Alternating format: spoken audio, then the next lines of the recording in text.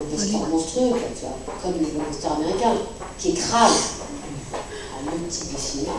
Je pense pas que le débat soit... Il le fait vivre, il fait vivre le cinéma. 20 millions d'entrées, c'est d'un point de vue, ça. C'est un point de vue. Parce que moi, je suis journaliste du cinéma, donc c'est un point de vue. Tiens, tu as un point de vue, moi j'ai un point de vue. On a le droit de pas être d'accord. Mais évidemment. On a le droit de être d'accord.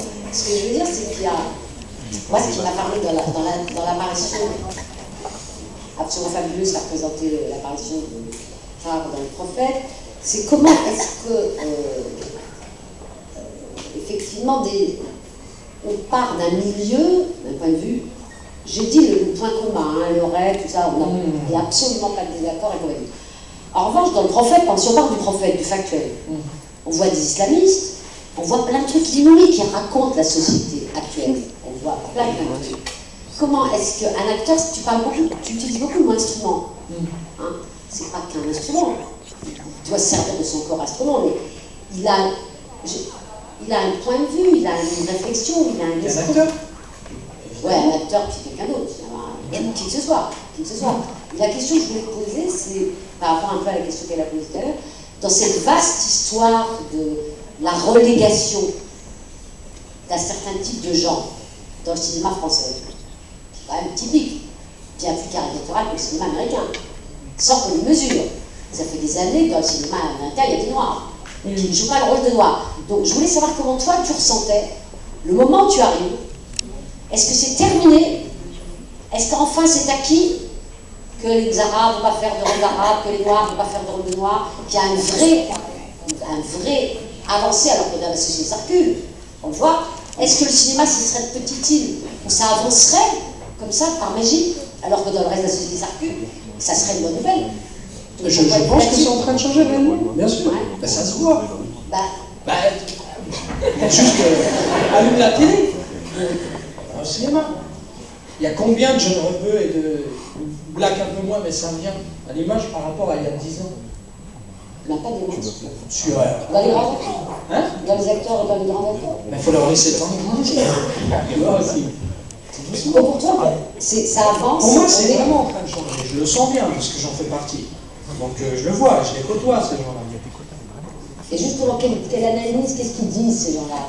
Que ça change, que c'est en train de changer, qu'on est vraiment dans un autre phase? Moi, je pense qu'on est dans un réel changement, parce que justement, non seulement tu as des acteurs qui changent, mais tu as aussi des jeunes producteurs qui viennent. Tu as aussi des auteurs, aussi des réalisateurs. Et tout ça, ça forme une équipe qui va grandir. Et justement, donc, porter une parole qui est différente, un discours différent, une histoire qu'on trimballe, un bagage qu'on a envie de raconter, donc des thématiques différentes. La chose est en train de se faire, je pense réellement, sinon je pense pas que je serais là, moi. Et après, pour ce qui est quand vous comparez ça aux États-Unis, ça n'a rien à voir, on n'a pas la même histoire. Vraiment, il y a un truc, là-bas c'est un pays jeune, et ils sont un peu tous arrivés en même temps. Et c'était il y a quand même déjà quelques siècles que les Noirs sont là-bas. Il y a eu la première vague, la deuxième vague. Les droits civiques, c'est les années 60-70. Hein. Oui, les droits civiques, non, je parle pas de ça, je parle de... Le cinéma, c'est un regard du monde. Ça fait des siècles qu'on se traîne aux États-Unis et qu'on voit des Noirs, peut-être de leur côté ou pas, mais c'est un truc qui est là, c'est visuel. Il faut oublier la fonction du cinéma qui reste visuelle. Et là, ici en France, c'est depuis les années 60 qu'on commence à voir ça. Je pense que, après, on ne peut pas changer les choses comme ça, tu vois, c'est ce que je disais tout à l'heure, il y a quand même un État qui préexiste, il y a une politique qui préexistait, les choses sont en train d'avancer tout doucement vers une réalité qui est celle qu'elle est aujourd'hui, c'est-à-dire c'est multiculturel, multiethnique, et pour moi c'est un truc qui est en train de se faire. Après, est-ce qu'il faut qu'un arabe joue un François au cinéma pour qu'on soit d'accord? Moi je suis pas pour. Pour moi c'est des rôles. Les arracheurs de sacs, c'est fini déjà. Il y en a encore. La mode en ce moment, c'est peut-être même de mettre quelqu'un à la peau claire. Donc c'est en train de changer. L'important, c'est les personnages qu'on va interpréter. Où est-ce qu'ils sont dans la société, que ce soit un clochard, un taulard ou un truc, c'est la place du personnage. Quelle force on lui donne? Comment on le regarde? C'est ça l'important. Mais par exemple, je prends le cinéma de Rabat Marzano. Donc c'est un point de vue.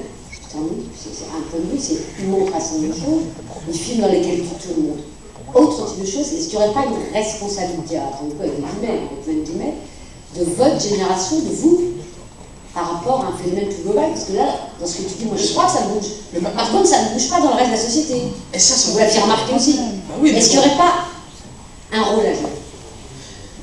Un rôle à jouer, ça veut dire que demain, je décide de faire l'acteur porte-parole.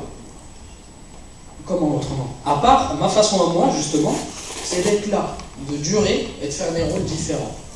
D'abord parce que c'est ce que j'aime, et de deux, autant faire d'une pierre deux coups. Ça témoigne de ce dont on a envie, que les choses changent. Ma façon à moi de faire avancer la chose, c'est de ne pas en parler. Parce que si j'en parle, je peux stigmatiser. Je peux dire, oui, ça existe encore. De ne pas en parler, ça dit tout simplement qu'on en est là. Et on fait avec. Chacun sa façon de voir la chose. Moi, je voulais juste compléter.